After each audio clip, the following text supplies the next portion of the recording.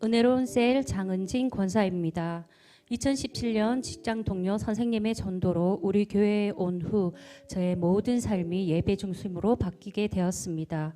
이전의 즐거움은 어떤 것으로 유혹해도 예배와 바꿀 수 없게 되었고, 삶의 어려운 무게들을 주님 앞에 내려놓으며 기쁨과 감사를 고백하는 삶을 살 수 있게 되었습니다.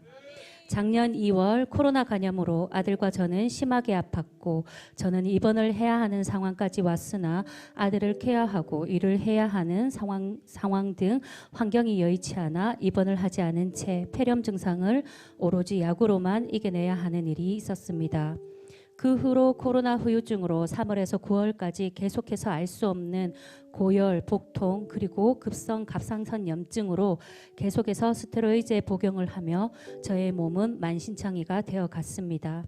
그러면서 저의 영 또한 피폐해져 가며 절대 무엇과도 예배를 바꿀 수 없다던 저의 다짐도 조금씩 현실과 타협하며 몸이 편한 쪽으로 가고 있었습니다. 건강을 이유 삼아 좀 편하고 싶었고, 섬김과 헌신도 기쁨이 아닌 운동신경으로 섬기고 있음을 느꼈습니다. 어느 순간 이러다가 하나님이 나의 예배를 받으시지 않으시고 예배를 드리지 못하게 되는 상황이 생길 것 같아 제 안의 불순종들을 제거하고 다시금 주님께서 주신 비전을 사모하게 해달라 기도했습니다. 하지만 저의 몸이 마음대로 되지 않을 정도로 몸이 힘들었고, 낮잠을 전혀 자본 적이 없는데 낮잠을 자지 않으면 일상생활이 불가능할 정도로 몸이 힘들었습니다. 운전을 하다 신호 대기 중에 잠이 들어 뒷차의 경적 소리에 깬 적도 몇 번이 있었습니다.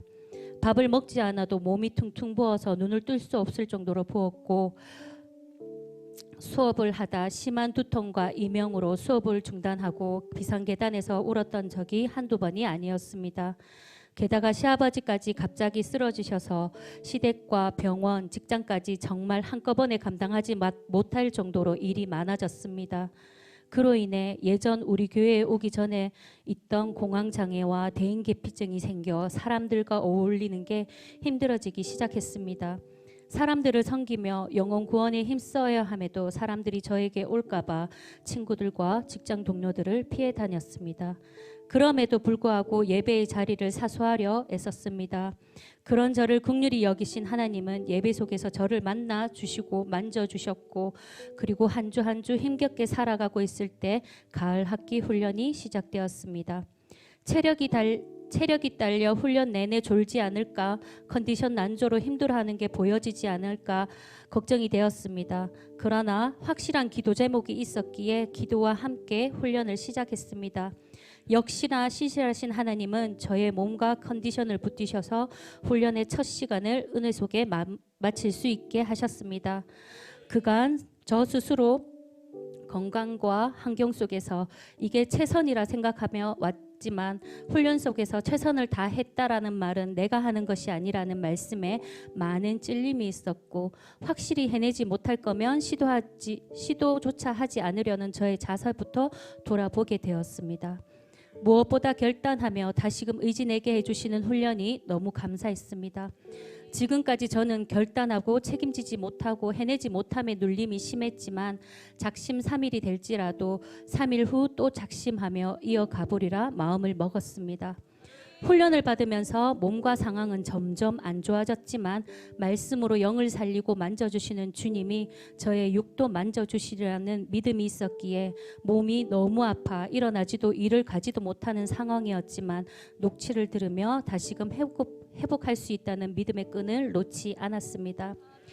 그러다 20년을 넘게 본 저의 평소 몸 상태와 다르다는 걸 느낀 남편은 다니던 병원이 아닌 다른 병원으로 예약을 하였고, 예약과 검사를 받은 지 2주도 되지 않아 약속된 기간보다 며칠이나 더 당겨 병원에 오라는 소견을 받았습니다. 진료 상담 속에서 제가 갑상선 암이라는 진단을 받게 되었습니다. 이상하게도 슬프지는 않았고 하나님이 도대체 나에게 무슨 말씀을 하시려고 나를 연단의 자리에 세우시려나 라는 생각이 들었습니다. 하나님의 계획을 알고 싶었고 나를 연단의 자리에 내가 알아듣지 못하는 하나님의 말씀이 뭘까 고민하며 수술해야 하는 병원을 찾아다니며 여러 병원을 다녔습니다. 대학병원 교수님은 무증상이라고 하는 갑상선 초기 암을 전이 없이 빨리 발견한 게 신기하다 하셨습니다. 저는 수술로 결국 훈련을 수료할 수 없었지만 훈련 속에서 하나님의 사랑을 느낄 수 있었습니다. 그 무엇과도 바꾸지 않겠다던 나의 마음에 그 무엇을 더해서 진짜 하나님만 바라보고 붙들도록 해주신 하나님의 사랑에 감사의 눈물만 흐릅니다. 저는 갑상선을 반절제를 해도 호르몬 약을 평생 복용해야 하는 다른 사람과 달리 약도 복용하지 않고 수치만 정기적으로 검사하면 될 만큼 빠르게 회복되어 가고 있습니다. 할렐루야. 수술과 요양병원 퇴원 후 예배를 복귀한 지 얼마 지나지 않아 담임 목사님으로부터 찬양국장으로 콜링을 받았습니다. 내 상황을 고려하지 않는 것 같은 부르심에 야속함이 있었습니다. 더 쉬고 싶은 마음도 여전히 있었습니다.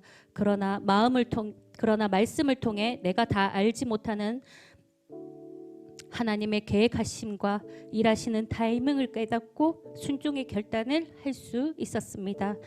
찬양국장이 되어 주일 아침 일찍 와서 예배를 준비하는 찬양팀들이 아침 식사도 거른 채 헐레벌떡 와서 자리를 지켜내는 모습을 보며 간단한 요깃거리로 섬기고 싶은 마음을 부어주셔서 섬길 수 있게도 되었습니다. 때로는 기쁨과 감사보다 운동신경으로 맡겨진 사역을 감당할 때도 있습니다. 그러나 과정은 힘들지만 섬김의 결과는 언제나 마음을 뿌듯하게 하며 하나님의 부르심에 작게라도 쓰임받는 기쁨도 더해 주시니 감사합니다.